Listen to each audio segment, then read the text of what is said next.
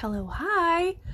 I am downstairs in the seed starting area of my basement, and I want to show you how good things are looking. Violas, Rebecca, look at these loofies. This is all the lettuce that I planted, seeded last weekend. It's gonna have lots of lettuce heads. Onions, and there's actually another one coming up. This is carrots starting. Oh yeah. And beets. Turn up the beet. Actually, I'm gonna take these off of the heat. Scabiosa. These are starflower scabiosa, and these are just the different colored ones. Feverfew and Billy Balls, Craspedia, and Eucalyptus, and Lavender, and Lisianthus, and all. Actually, I'm going to take the stock outside to the greenhouse, so I don't think it likes being down here. It might be too hot down in my basement. Snapdragons, straw flowers. Look at this status. Ugh. There's one thing I'm good at growing. It's status. Either that or I just always get really good seed and it's easy to grow. And then more Lisianthus growing there. So things are looking great. I think I actually need to, I don't normally use my bottom shelf, but I think I might need to use the bottom shelf this year, because I'm going outside and I'm going to be seeding some peppers. So they need to be on a heat mat. And the other thing too is I might actually just bring down a shelf, put it over here, and attach some lights so that I have extra. I actually decided something that I'm going to do before I even do the light stuff at the bottom rack. I'm going to consolidate my Lisianthus. So you'll see these Lisianthus, they look really tiny. I've been growing these since mid-December. This is how slow Lisianthus grows, but man, are they worth it when you can get them in bouquets. So a lot to look forward to. What I'm going to do is I'm actually going to consolidate, because this tray did not do as well as this one. So I'm going to move these, look at these nice little roots, actually over to this tray. And then we'll just have one tray of Lisianthus and we'll be good to go. Also, there is one snapdragon that also decided to grow on this. I didn't even have any snapdragon seed, so when I was planting these, so are seeding the Lisianthus. So I'm not sure how the snapdragon came about, but I've just been letting it grow, which for me, I'm actually going to start snapdragons, I think now in December, because this is a very nice snapdragon that I could transition outside, which I will be doing, because our weather kind of allows for that these days. Yeah, so that's what I'm doing. I'm moving, if it's super connected with roots, I'm just kind of keeping those blocks together, but otherwise, if they're not super connected, just go into individual blocks, and here we go. Alrighty. Bottom ones are set up. So these two will have the heat maps on them. These will just be for things when they're moving to continue to grow. This heat mat isn't on. It just has stuff on it now, just because they're continuing to grow. Also, it's a lot of dangly bits and pieces to connect all of these lights. I don't know if I ever showed you my little area over here that I used to organize everything. So like grow light accessories, garden marker type of stuff. So it's the markers, and then also like the wooden or plastic markers. What is this one? Garden tools and accessories. So I have like spare pruners and stuff, planting guides, garden tool instructions, some spare books. It's a whole little area. All right, so I've taken the stock out to the greenhouse. They die. It's not the end of the world. Ranunculus are still doing good in this crate, and honestly, they could probably just be outside because it's not really getting that cold and I don't really need to worry about it that much. I'm going to take this Snapdragon. Should it be hardened off? Yes. Am I doing that? No. I'm going to take it and actually plant it with the rest of the Snapdragons that overwintered. Steve today is working on connecting and finishing our rain barrel system. We've always had this one, but now we're going to have a whole system because when we get water, we get a lot, and we'd like to be able to utilize that just a little hellebore action. One down here that's gonna sprout soon. This one and this one have not. I kind of want to make this whole pathway up and down here hellebores. What's hard is the dogs like to sometimes wrestle in this area. Look how pretty these are. Oh, droopy heads. Droopy droopertons. So pretty. Alright, I'm gonna have a little snack-a-doodle and drink some water because I need to be good at taking more breaks and doing that. But I can only recommend one thing to you. Well, I have a lot, but this black bean pecan cream, which has black beans, coconut milk, pecans, jalapeno, sumac, garlic, a whole host of different things. It's from a dietitian. She runs a website called Nutrition Stripped. Her name's Mikkel Hill. It is by far one of my favorite dips. I make it often because it's just so delicious, and it's great on everything, especially celery and even some chips. Go look for it. While I'm also snacking, let me show you what I've been working on inside. I started a heart wreath. Oh, cute. So I think it's going to be really robust up here, but then like subtle dried flowers completely around the edge. I don't know. What do y'all think? Cool, huh? Oh, and these are my seed packets I created for the loofah, which I think I showed before.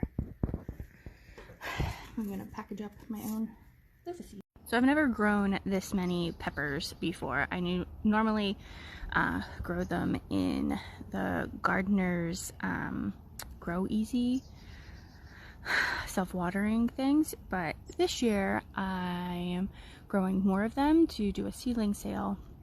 So I'm trying out soil blocks, which I think will be fine because lots of people do them. So we're starting with the smaller size soil blocks. I have larger ones, like a larger Swift blocker. I ordered that, I want to say last week, a 50 block one, so hopefully that will ship and come soon, but I don't need that right now. I'm just doing the smaller ones. Let me show you the peppers I'm doing.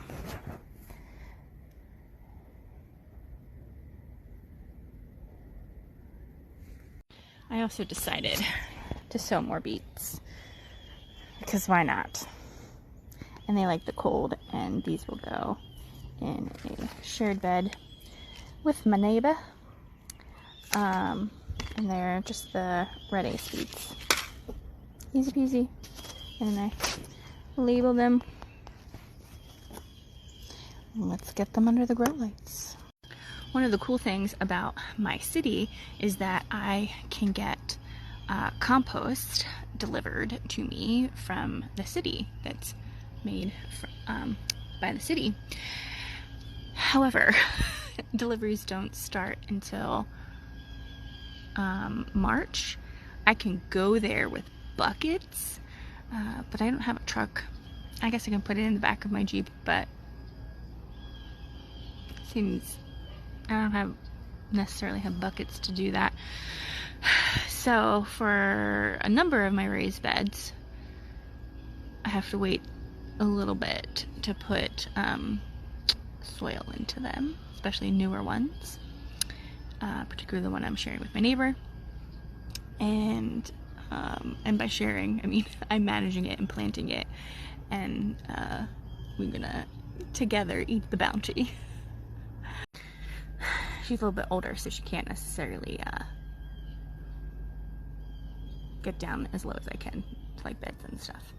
Anyways, so yeah, if I do anything with soil, I have to go to the store and get it, which isn't a huge issue, because we have Leaf Grow, which is actually produced by my county and sold locally throughout the county. Actually, it might even be further out in Maryland too, but I can get that, and that's really easy.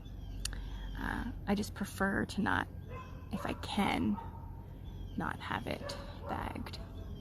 So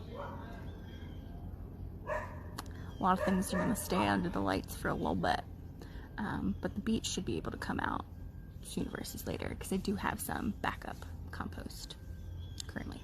I wanted to show you my pumpkin, dried flower pumpkin, that I made like September, October. Still not squishy. It has started taking on this like more orangey color. It was more of this color, but still hard, not squishy. I've lifted it up. All up here is good. So if you get dried flower pumpkins from us in the fall, I'm curious, is yours still going good? I assume you didn't compost it, but maybe you have. I'm curious, is yours still doing well? Because mine is. Hello, hi. So it's rainy outside, and I am bulk making some food for at least the first couple of days of the week, because I really suck at making things the days that they're happening. This is what I made. Now, we've made this before. It's a sesame, almond, and black pepper tofu bowl, but what I changed out of it, the picture, it's from a Deliciously Ella recipe.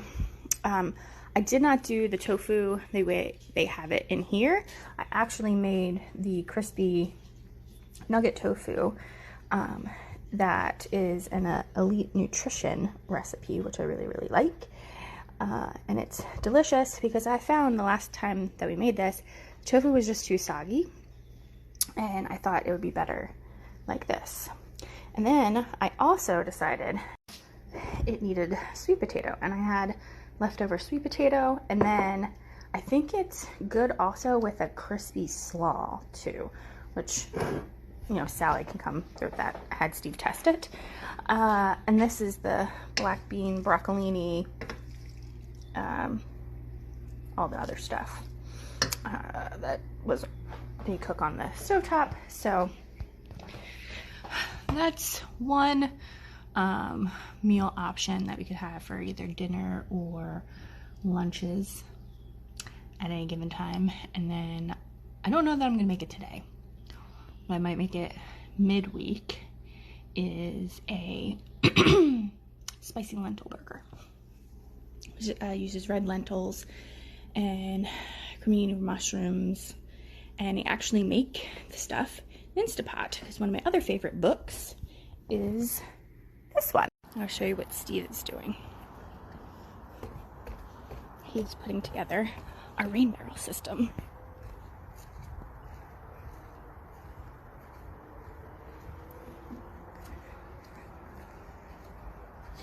So while I'm outside, I can't help but weed things. So always have soil nail polish.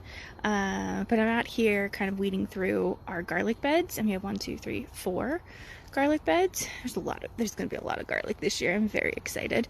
And as I'm going through, it's not really weeds. It's kind of just like the little seeds that come with the wheat straw that we use for mulch. But seeing a lot of little garlics popping up out of the straw and the soil and all the things. This one over here doesn't have as much, but I bet you if I start pulling this away, I might see more. or, you know, you never know. But we have 2 other beds over there, which have a lot coming up. There's a lot coming up over here. So, oh, there's one.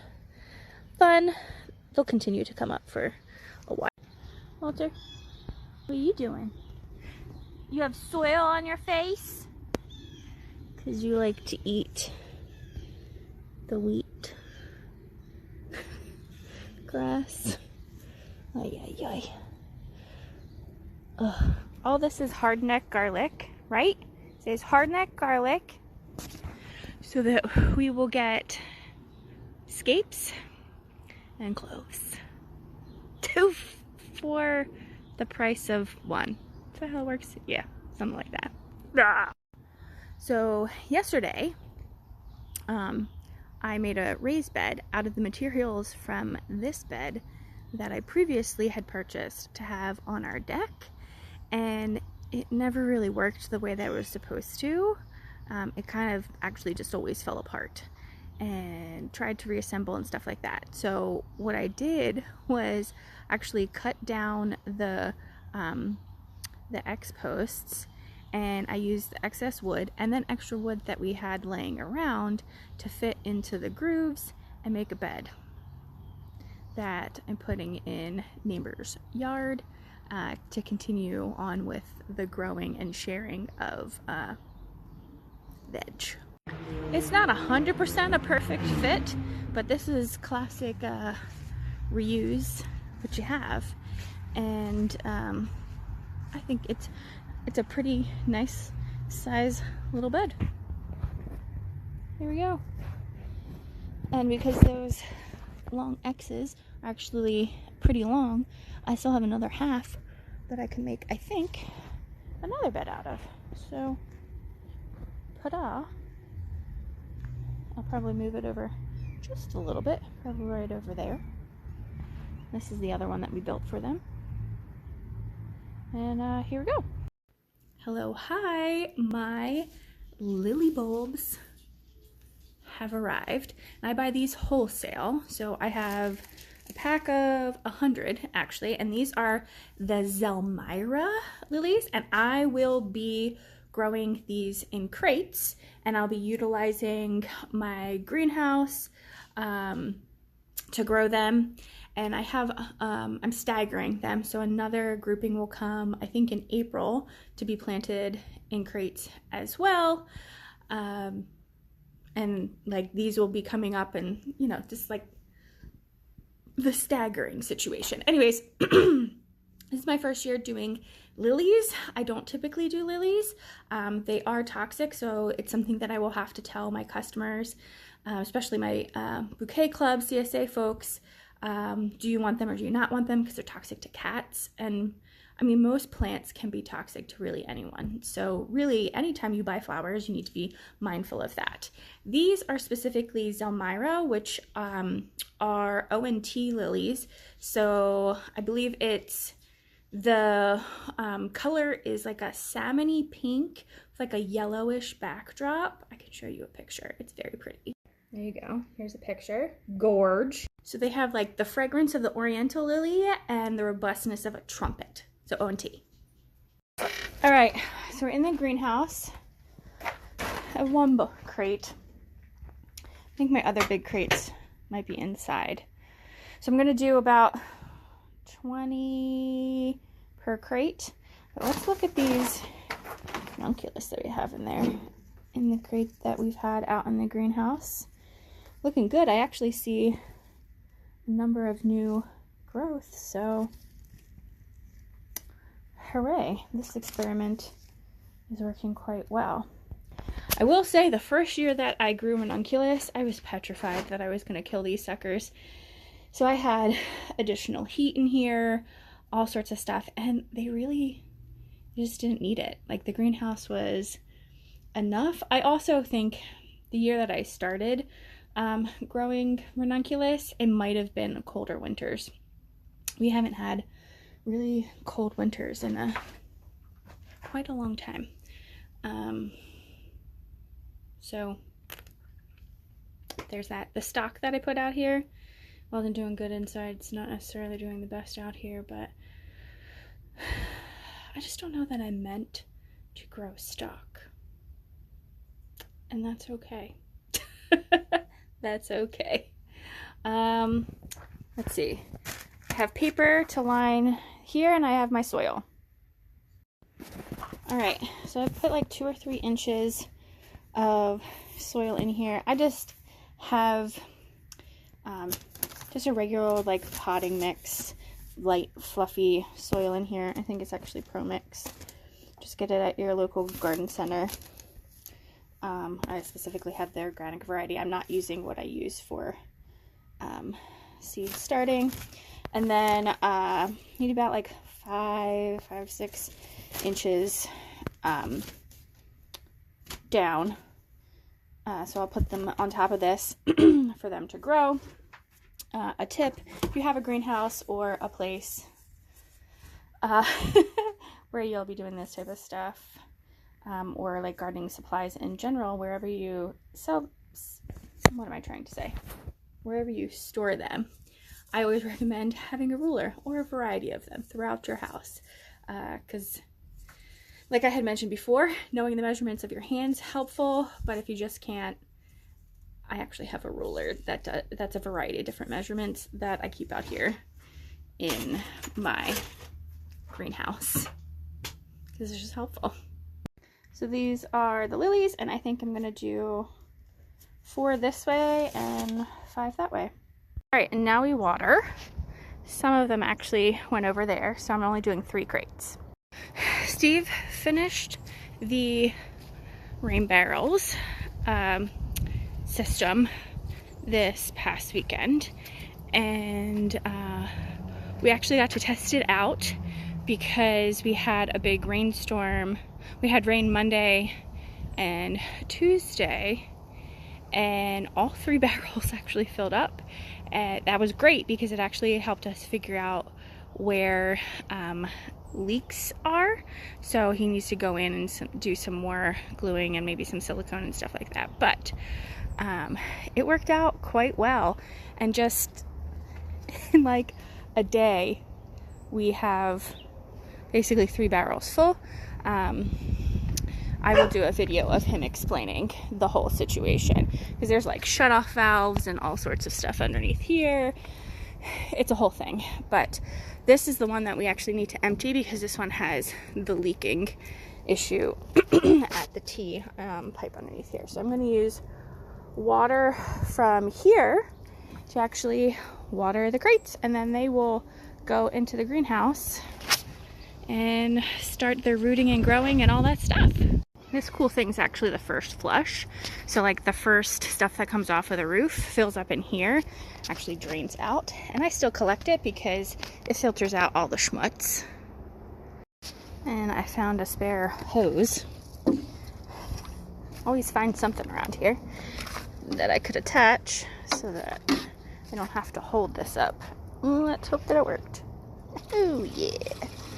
Easy peasy. This actually gets attached to a pump that will attach to our actual hoses. So I will pull out a hose and be able to water into the back and potentially into the front as well. But again, I'll have Steve explain all that. So I don't displace a lot of soil, I'm actually going to pour this into my green dram